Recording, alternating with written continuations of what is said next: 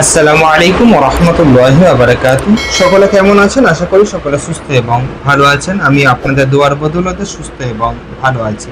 তো এখন যেটি আমরা পড়ব সেটি হচ্ছে কি নুনে কুতনির বর্ণনা।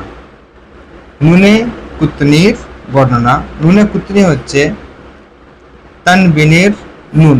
নুনে কুতনি প্রকৃতপক্ষে তানবিনের নুন, যা আলিফের নিচে কুরআনুল কারীমের মধ্যে আলিফের নিচে ছোট্ট নুন লেখা হয় আর যার নিচে জের দিয়ে পড়তে হয়।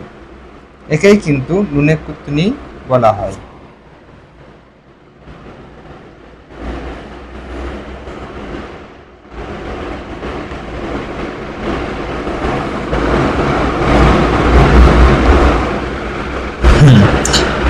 এখন আমরা অক্ষর লিখেছি খ, ইয়া, গ, আলিফ। আলিফ নুনের ছোট্ট নুন, লাম, ওয়াও, সদ, ইয়া, তা।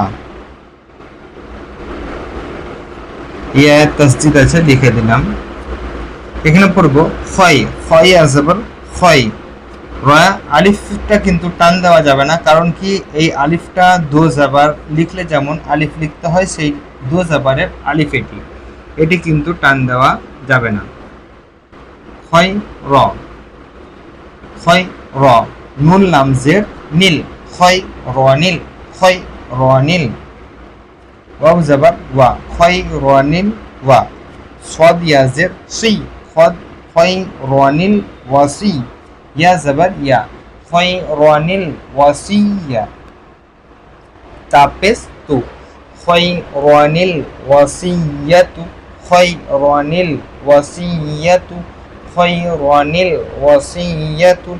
خا يا زبر خي. را زبر را. خير. نون لام زر نل. خيران واو زبر وا.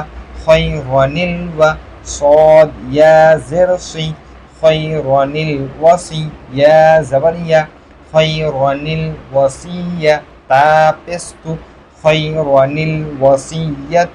خيران الوصية। এখন আমরা এর ইজারার দিকে লক্ষ্য রাখবো।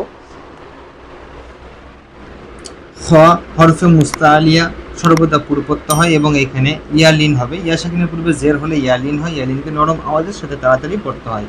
র তানবিন আছে আর কি, এখানে আলিফটা তানবিনের আলিফ, এই জন্য কিন্তু এখানে আলিফ মাদ্দা হবে না, এই আলিফটাকে আমরা পড়তে পারবো না।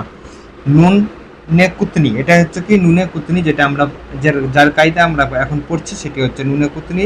আলিফের নিচে ছোট্ট নুন লেখা হয়, যা প্রকৃতপক্ষে তানবিনের নুন, একে জের দিয়েই পড়তে হয়। লাম শাকিন, শাকিন আলা অক্ষরকে পূর্বের অক্ষরের সঙ্গে মিলিয়ে পড়তে হয়। ওয়াও মুতাহারিক। সদ হরফে মুস্তাআলিয়া। ইয়া মুশাদ্দাত ও মুতাহারিক।